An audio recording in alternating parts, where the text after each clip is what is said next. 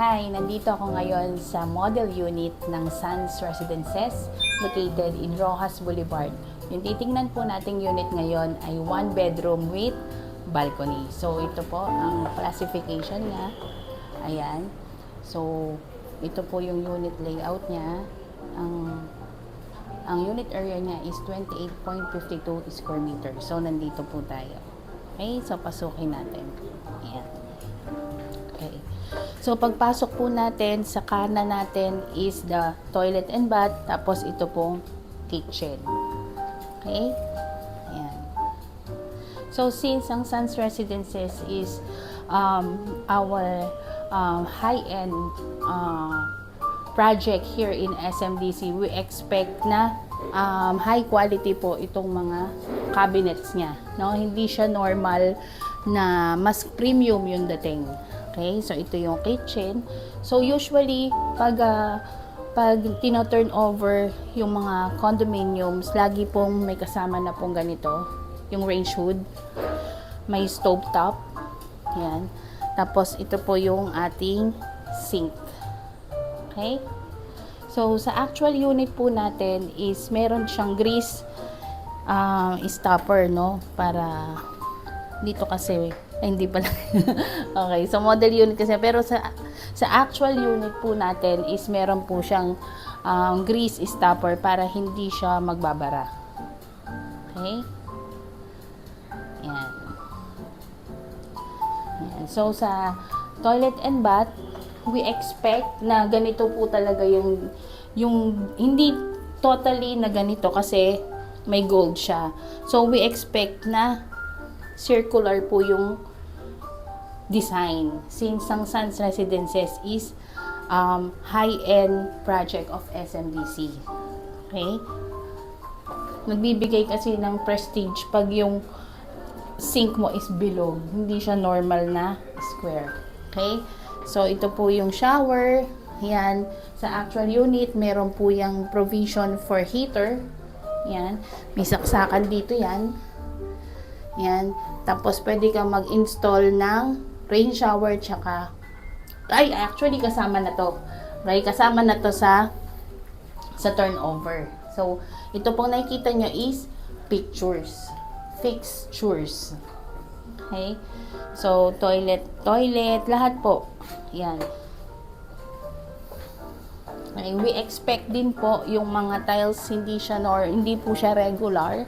May mga design na po yung tiles sa Sands Residences. Okay? So, dito po tayo sa living. Yan, ganito po siya. Yan, ito po kasi is upgraded or dress up.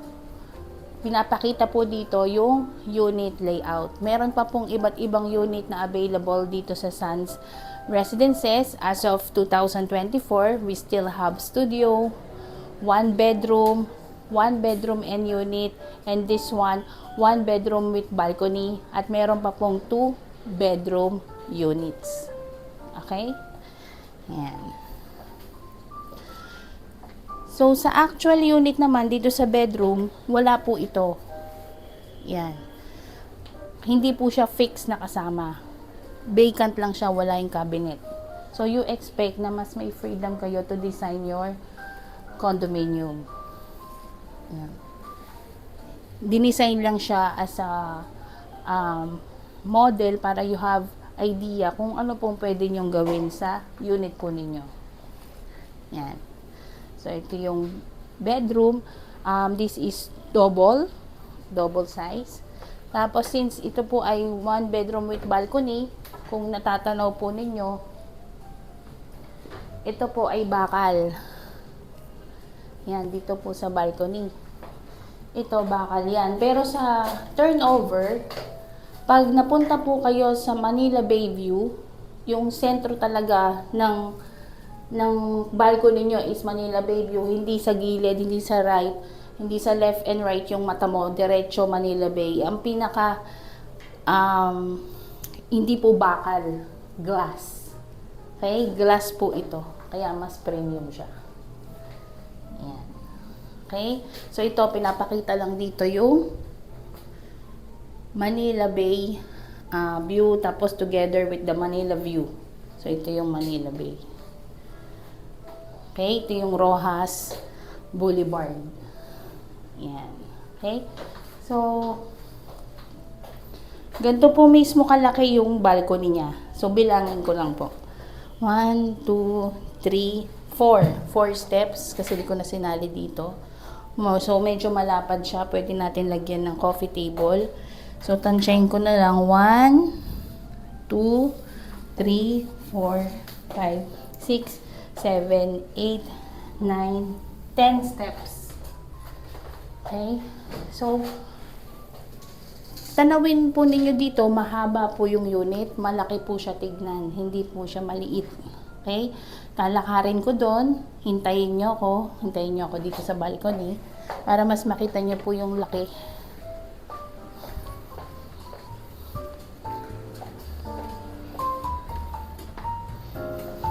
Yan. 1, 2, 3, 4, 5, 6, 7, 8, 9, 10, 11, 12, 13, 14, 15, 16, 17, 18, 19, 20, 21, 22, 23, 24, 25, 26, 27, 28, 29 and a half. Pwede pa nga 30 steps eh. So, kung nandito lang kayo, tignan nyo, malawak siya. Hindi po siya maliit sa pakiramdam. Very decent yung space for you to enjoy your condominium unit in Sands Residences. Meron pa po tayong mga unit na available. Ganito rin po yung unit layout niya. Kung studio, mas maliit lang po dito. Tapos, meron din naman pong 1 bedroom. Wala naman po siyang balcony. Pero the same unit layout. Okay? So, for more questions at kung may nakalimutan ako, just message me in my Facebook at sa aking number 0917-764-9044 para po mabigyan ko po kayo ng computations and complete details. So, kung ang ano nyo rin, pwede rin i-message nyo na po direct sa akin yung email address nyo para ma-receive nyo na po agad yung mga details na kailangan nyo here in Sands Residences. This is the Sands Residences here in Manila City.